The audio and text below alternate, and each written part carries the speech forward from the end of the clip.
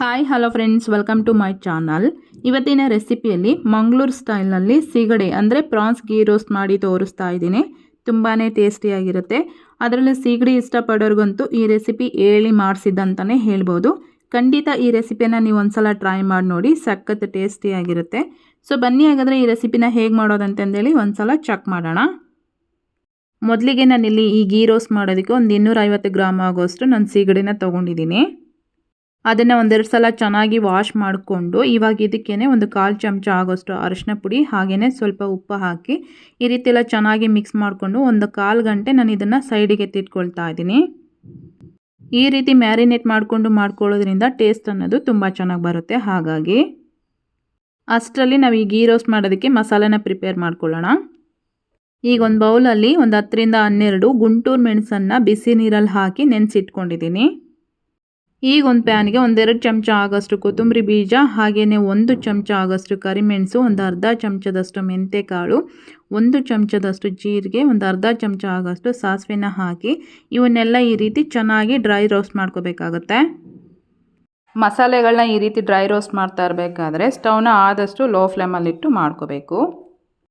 ಮಸಾಲೆಗಳೇನಾದರೂ ಸೀದೋಯ್ತು ಅಂತಂದರೆ ಅದ್ರ ಟೇಸ್ಟ್ ಅನ್ನೋದು ಚೇಂಜ್ ಆಗುತ್ತೆ. ಹಾಗಾಗಿ ಇವನ್ನೆಲ್ಲ ಈ ರೀತಿ ಚೆನ್ನಾಗಿ ಡ್ರೈ ರೋಸ್ಟ್ ಮಾಡ್ಕೊಂಡ್ಮೇಲೆ ಅವು ಕಂಪ್ಲೀಟಾಗಿ ತಣ್ಣಗಾದ್ಮೇಲೆ ಒಂದು ಮಿಕ್ಸಿ ಜಾರಿಗೆ ಹಾಕ್ಕೊಂಡು ಅದೇ ಮಿಕ್ಸಿ ಜಾರಿಗೆ ಸ್ವಲ್ಪ ಬೆಳ್ಳುಳ್ಳಿ ಹಾಗೆಯೇ ಹುಣಸೆ ಹಣ್ಣು, ನೆನೆಸಿಟ್ಕೊಂಡಿರೋಂಥ ಒಣಮೆಣಸು, ಸ್ವಲ್ಪ ಶುಂಠಿನ ಹಾಕಿ ಈ ರೀತಿ ಎಲ್ಲ ಪೇಸ್ಟ್ ಮಾಡಿ ಇಟ್ಕೊಂಡಿದ್ದೀನಿ. ಈಗ ಮಾಡೋದು ಹೇಗೆ ಅಂತ ನೋಡೋಣ.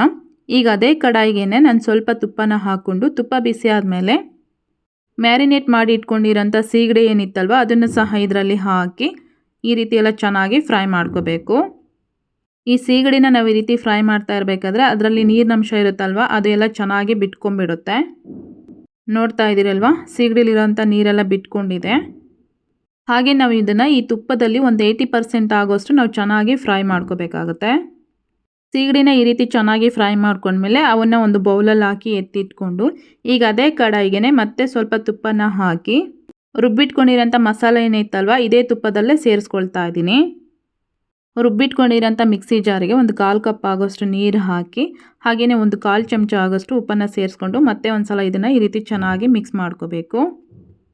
ಈಗ ಆಲ್ರೆಡಿ ನಾವು ಸೀಗಡಿನ ಮ್ಯಾರಿನೇಟ್ ಮಾಡಬೇಕಾದ್ರೆ ಸ್ವಲ್ಪ ಉಪ್ಪನ್ನು ಹಾಕ್ಕೊಂಡಿರ್ತೀವಲ್ವ, ಹಾಗಾಗಿ ಇಲ್ಲಿ ನಾವು ಉಪ್ಪು ಹಾಕಬೇಕಾದ್ರೆ ಹೆಚ್ಚು ಕಡಿಮೆ ನೋಡಿಕೊಂಡು ಹಾಕೋಬೇಕಾಗತ್ತೆ. ಮಸಾಲೆ ಎಲ್ಲ ಈ ರೀತಿ ಸ್ವಲ್ಪ ಗಟ್ಟಿ ಆಗ್ತಾ ಇರಬೇಕಾದ್ರೆ ಫ್ರೈ ಮಾಡಿ ಇಟ್ಕೊಂಡಿರೋಂಥ ಸೀಗಡಿನ ಹಾಕಿ ಒಂದು 10 ನಿಮಿಷ ನಾವು ಇದನ್ನು ಈ ರೀತಿ ಚೆನ್ನಾಗಿ ಫ್ರೈ ಮಾಡಿಕೊಂಡ್ರೆ ಸಾಕು. ಇದನ್ನು ನಾವು ಚಪಾತಿ ಜೊತೆ ಆಗಿರ್ಬೋದು, ವೆರೈಟಿ ಆಫ್ ರೈಸ್ ಜೊತೆ ಆಗಿರ್ಬೋದು, ಯಾವುದ್ರ ಜೊತೆ ಬೇಕಾದರೂ ತಿನ್ಬೋದು. ತುಂಬಾ ಟೇಸ್ಟ್ ಕೊಡುತ್ತೆ. ಸಿಗಡಿ ಹಾಕಿದ ಮೇಲೆ ಒಂದು ಸಲ ಚೆನ್ನಾಗಿ ಮಿಕ್ಸ್ ಮಾಡಿಕೊಂಡು ಒಂದು 10 ನಿಮಿಷ ನಾನು ಇದನ್ನು ಈ ರೀತಿ ಫ್ರೈ ಮಾಡ್ಕೊಂಡಿದ್ದೀನಿ. ನೋಡ್ತಾ ಇದ್ದೀರಲ್ವ, ಮಸಾಲ ಎಲ್ಲ ಚೆನ್ನಾಗಿ ಗಟ್ಟಿ ಆಗಿದೆ. ಹಾಗೆಯೇ ಮಸಾಲೆಯಿಂದ ಎಣ್ಣೆನೂ ಸಹ ರಿಲೀಸ್ ಆಗಿದೆ.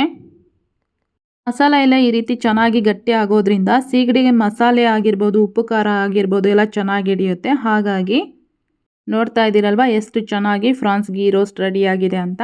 ಸೊ ನೀವು ಖಂಡಿತ ಮನೆಯಲ್ಲಿ ಒಂದ್ಸಲ ಟ್ರೈ ಮಾಡಿ ನಮಗೆ ಟೇಸ್ಟ್ ಹೆಂಗಾಗಿತ್ತು ಅಂತಂದೇಳಿ ಕಮೆಂಟ್ ಮಾಡಿ ತಿಳಿಸಿ. ಇವತ್ತಿನ ರೆಸಿಪಿ ಇಷ್ಟೇ. ನಿಮಗೆಲ್ಲ ಇಷ್ಟ ಆಗಿದೆ ಅನ್ಕೋತೀನಿ. ಇಷ್ಟ ಆಗಿದ್ದರೆ ಈ ವಿಡಿಯೋಗೆ ಒಂದು ಲೈಕ್ ಮಾಡಿ, ಕಮೆಂಟ್ ಮಾಡಿ, ಶೇರ್ ಮಾಡೋದನ್ನು ಸಹ ಮರಿಬೇಡಿ.